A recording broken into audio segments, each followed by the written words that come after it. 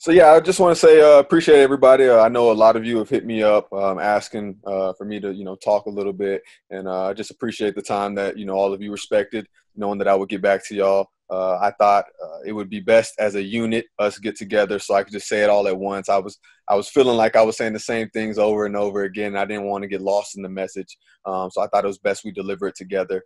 But again, just appreciate y'all all being willing to talk. All right. Trey, here. Can you hear me? Yeah, I can hear you.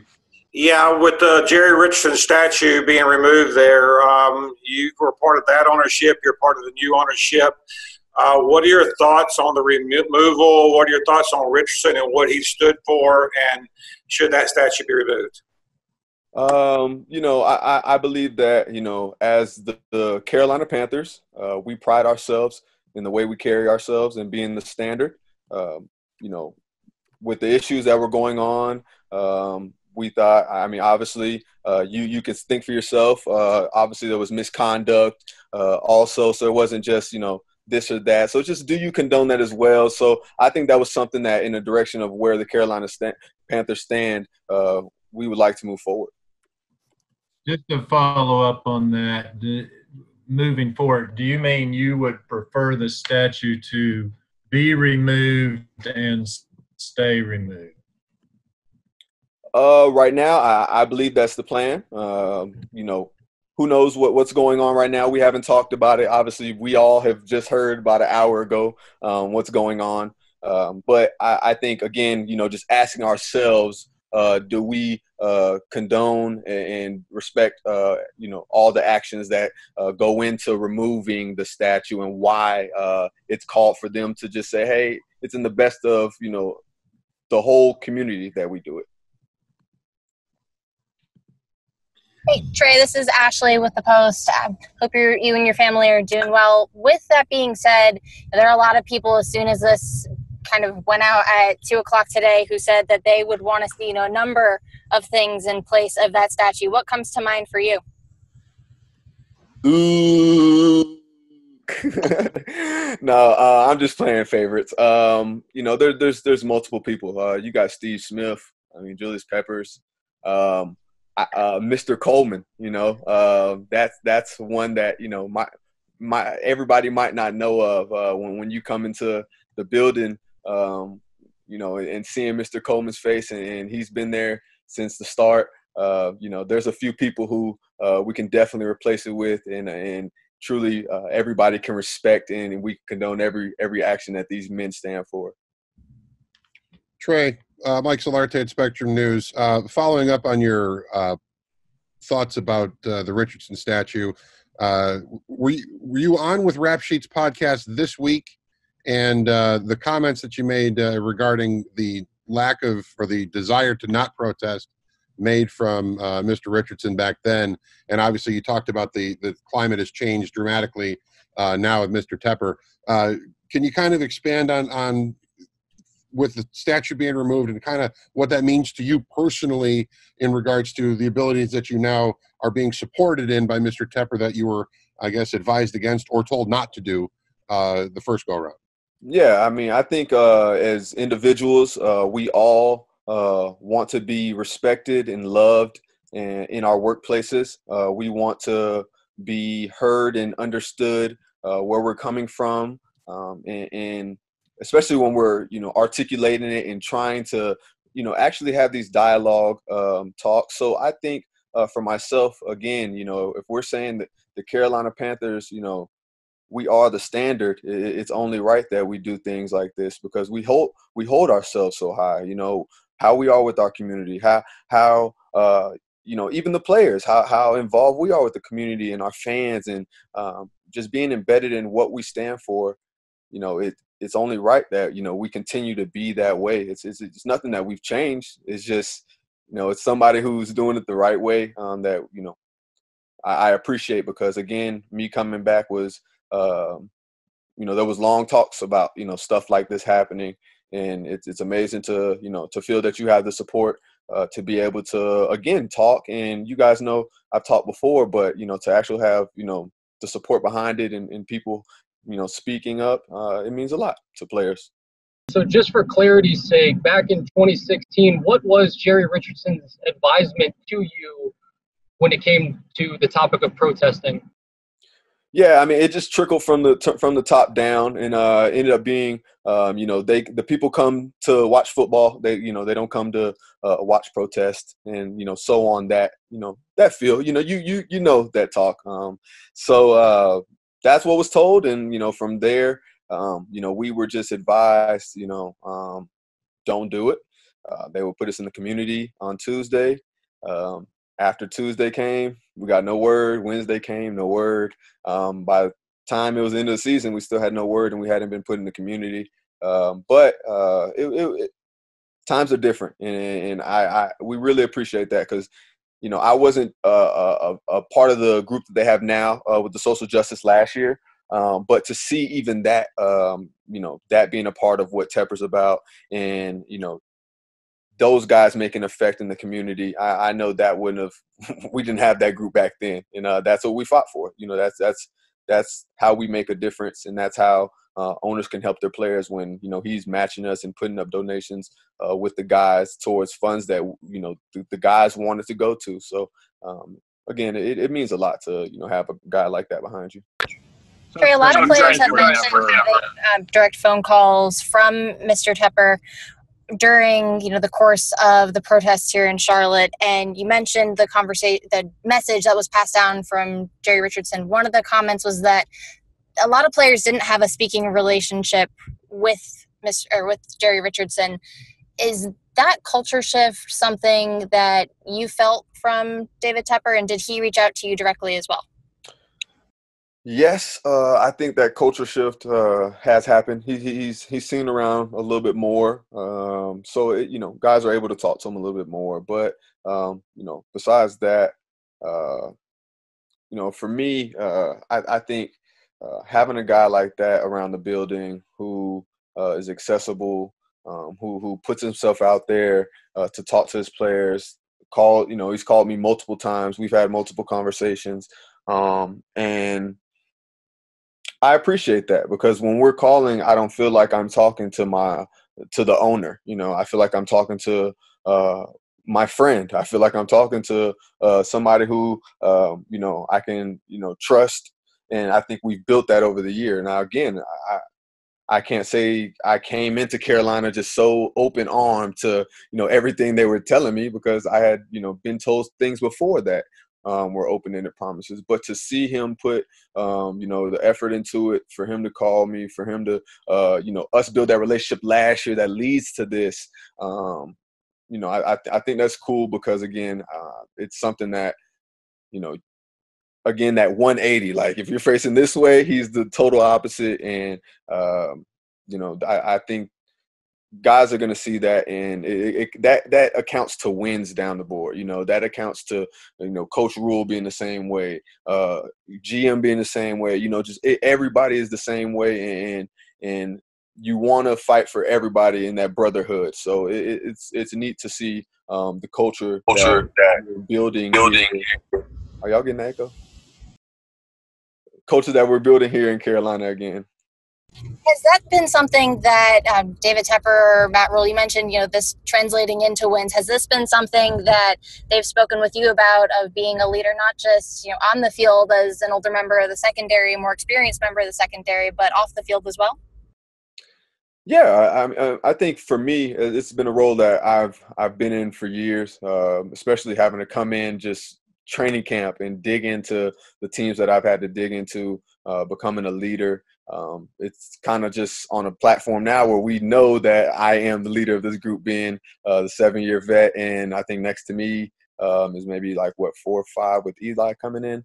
So I think it's a position that I have respected, and I have grown to know that it's coming.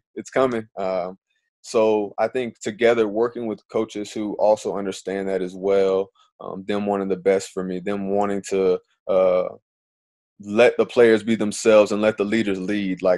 I'm not just a leader. The team can be leaders. We're all great young men, but it's about carrying ourselves with that standard. and being willing to not only, lead, but being able to follow as well, because I think we're going in a good direction, and it's about, listening. And again, leaders are going to lead. And I feel like that's what I've always done, regardless of, who saw me as that or not. So Trey, to Curious that point, about from a the couple of football things here. standpoint, You've been on now.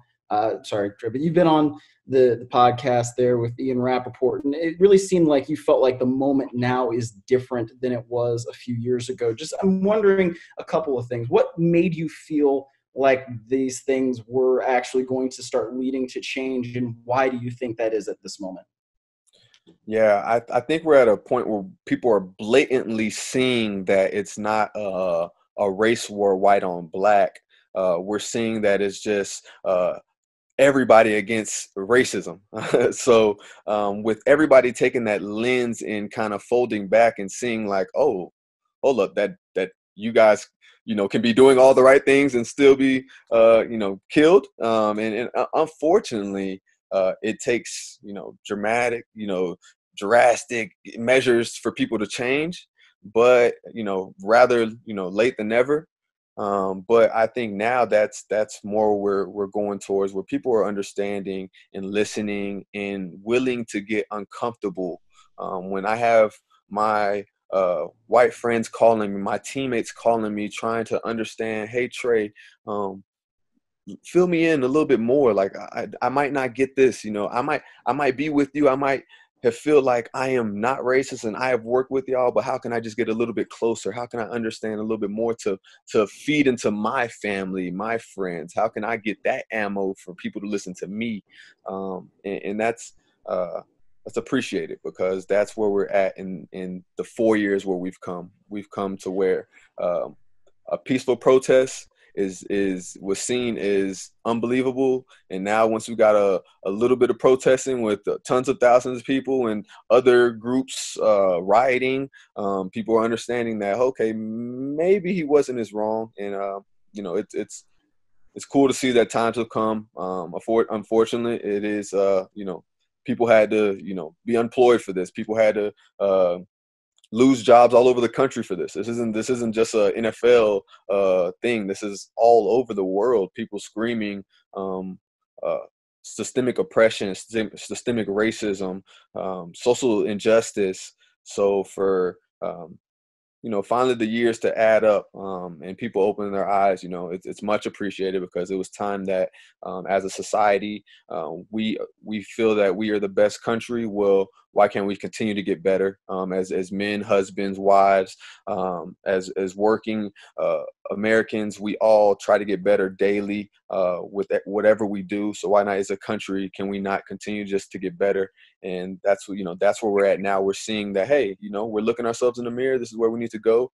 And it's about getting all the right pieces to understand where we're at, so we can continue to go on the right path to justice. I know this has always been important to you, but how much more important is it now, especially that you're a father? Yeah. I mean, it's crazy to think, when I went on the protest walk, I came home later that day, and, I come back to my son, and I had never really had, my son's 14 months, so I'd never really, have had to envision that being my son yet. I've envisioned this fight being for me, other people's sons, other people's brothers, uncles, fathers. But to come home and realize wow, I'm really out here protesting for my son's future as well, for him to have a better future. And hopefully the next 4 years are better for him, just being a child. And of course, he's just a kid, but again, other people's sons. So to come home, see that, man, it's powerful. It's powerful because I've said it before. It's surreal because I never imagined having a protest for the same things that my grandparents protested for. But it was a privilege to be out there because it was my time. Trey, from a football standpoint, you mentioned you're the veteran now in this group. You haven't been able to hit the field with these young kids. How tough is it for you guys getting a new head coach, a new quarterback, a new offensive coordinator, new defensive coordinator? I think there's only 5 returning starters, and that includes Brian and KK, who were hurt last year. Yeah. I mean, Yeah, I feel like that deep breath kind of sums it up. It's there's a lot on the plate right now. I can say that, but we can all look for differences, or we can look for similarities. And right now we're a team that's finding the extra 1%. We know what we're stacked against. We know we're a team that pretty much 95% of us don't even know what each other's faces look like. We know we're a team that has a new coach. We know we're a team that has only 5 return starters on our end. So it's just, we can talk about that, or we can fix it. And right now it's about having that ownership, and we're taking that ownership of knowing where we're at, and we're going to get better each and every day. I don't care if we're on Zoom. I don't care if we're doing a test on our phone. It's about attacking those tests and everything that we do with a purpose, and knowing that we're trying to get great, not just good. We're trying to get great on these Zooms and take advantage of them, because there will be people who will look at Zoom and look at these videos, virtual, meetings, and they'll just breeze by them because they have gone through it before. They know it. They've seen their teammates. They've seen their coaches. But we're not one of them. We're not one of them, and we know who we are. So we're tackling this humbly, knowing that we have to gain every inch we can to make sure that we come with the Carolina Panthers of 2020, and we do what we need to do. Hey, Trey. Steve Reed from the Associated Press. I apologize, just coming in from outside of the stadium. Just wondered, I know you've been asked this before, but what was your thoughts on the statue of Jerry Richardson being taken down? Yeah. I just I had just question for everybody, with all the stuff going on, with obviously other conducts, misconducts going on with that. We it's just best in the community that we took it down. And for me, Carolina Panthers, we hold ourselves to a standard, and we hold ourselves with pride that we do the right things around here. So we thought, again, it was the best, thing for everybody. Trey, just going back, you mentioned it, you have had experience coming in at training camp, having a short time to kind of learn a playbook, get ready for the season. Yeah. Are there things, what kind of advice do you give to the younger guys on the team that you don't have this 3 months, OTAs, mini camps, things like that? How do you just get yourself ready for week 1? Yeah, I think being a veteran helped me, because I knew the ins and outs of defenses. I had played a few places, so I understand the X's and O's no matter where I go. But I think that being a professional is in the conditioning, the working out, being available. So as soon as I touch down, I'm literally playing football. And I think, the same way I came in as well, I think the coaches did a good job of not going crazy with me, knowing that I was just coming off, being at home and training, So at the same time, I think there's a give and take between being smart as well, because as conditioned, as fast, as strong as we're going to get as NFL players, we can't duplicate football. This isn't basketball. We can't just go to a hoop and just continue to shoot the ball in the hoop. We usually need another man in front of us, and we got to really dig into it. We got to grind. So right now, a lot of us haven't been able to do that. So I think the units, who are able to take advantage of the time right now, with their details, with techniques, with their eyes, just little things right now that'll help them when they come back and understand that at the end of the day, it's all football. It's all football. It's all football. So you've played it before. You know how it goes. So I know a few people just get bombarded with, oh my God, we're playing it. We're doing this. We haven't been out here. You just got to go into it, and if you have to, hey, just yell. If anything, if you're wrong, somebody's going to make you right. Have you had a chance to see the Black Lives Matter Charlotte mural in Uptown between 3rd and 4th Street? So I've seen it in picture, but I haven't been able to go visit it yet, obviously, because it just got painted. But I have visually seen it on a picture. What's your impression of it?